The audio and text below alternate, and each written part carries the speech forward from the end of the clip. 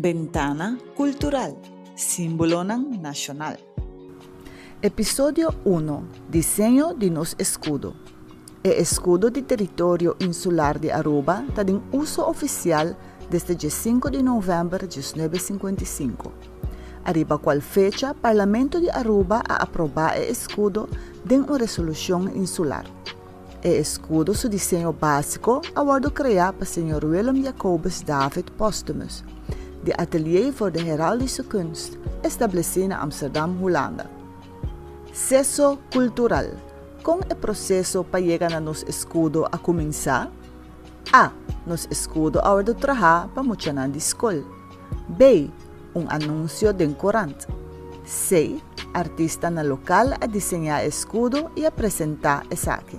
Arriba 27 de março de 1953, o governo insular anunciado em corante uma competência para o desenho de Aruba seu escudo.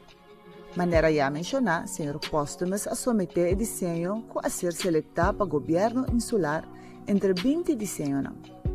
Sin embargo, o governo de Aruba, com a aprovação do Atelier voor de Heraldische Kunst, ha feito dois cambios para ressaltar o símbolo inconfundível de Aruba.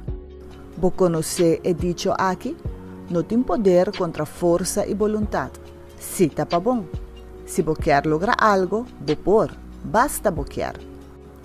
Vou de reglamento e concurso, o desenho de escudo a propriedade do território insular de Aruba.